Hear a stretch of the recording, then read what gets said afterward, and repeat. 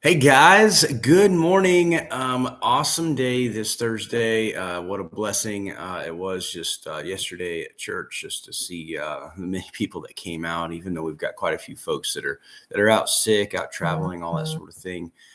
Just super excited about all the things which the Lord is doing with the church. I can't wait to for many of you guys to be able to come and see the changes. I'm gonna do a YouTube, like a Facebook a live video probably today just to walk everybody through the building, see all the things that are happening. But great things are going on. Here we are, though, this morning is we are in Philippians chapter 4. And, this is a really fun little verse. I just picked one verse this morning as I was going through it. I think there's enough to chew on for many, many days, frankly, because it almost is one of those things where you need this verse to be brought to life on in every sort of situation. All right. So here's what it is. It's super simple. It says this: rejoice in the Lord always. Again, I will say rejoice. That's it. Paul is changing kind of some of the tone right now, and he's just going to be given a handful of little one-liners, just as kind of quick points for the Philippians to really hold on to.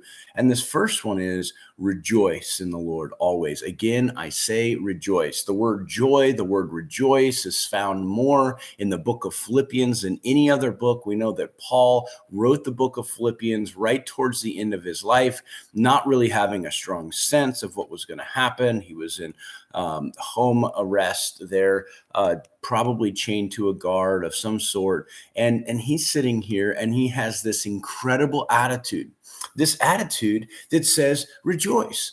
Right? When should I rejoice? You always should rejoice.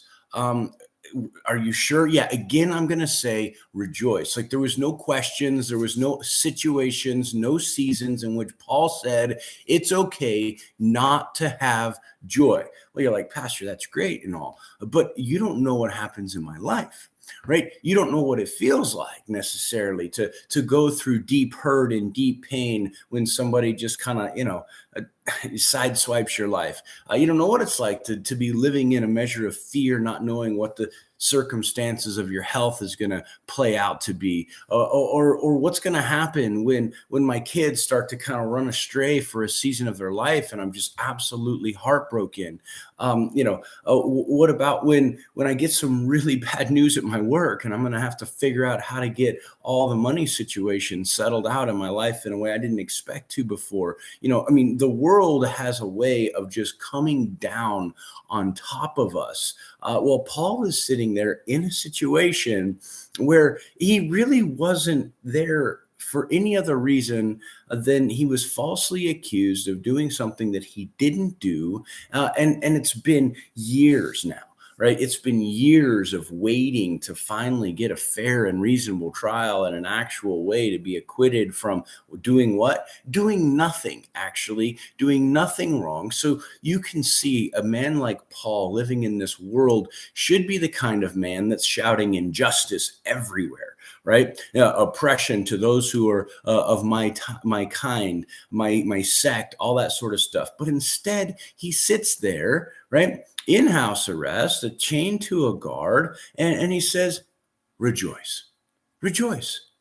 Simple. Have joy in this season. How is that possible that Paul can do that given the hardships that he's facing? It's because he has something the world doesn't have. He recognizes, as he has shared before, that he is not a citizen of this world, but he is a citizen of heaven. He is truly free when it comes to the kingdom of God, even though he may be bound by all of the hardships, difficulties, and even him physically bound here on this earth. That there would be freedom that could be found that wells up from within the soul, that would remind us of the words that Jesus would say, I will give you joy and no man will be able to take that joy from you. He says that after he told them that you're going to go through sorrow. You're going to have sorrow for a season, but then I will turn that into joy, and that joy no man will take from you. Looking forward to the point where they would lose Jesus there on the cross, uncertain what was going to happen for 3 days until he rose from the dead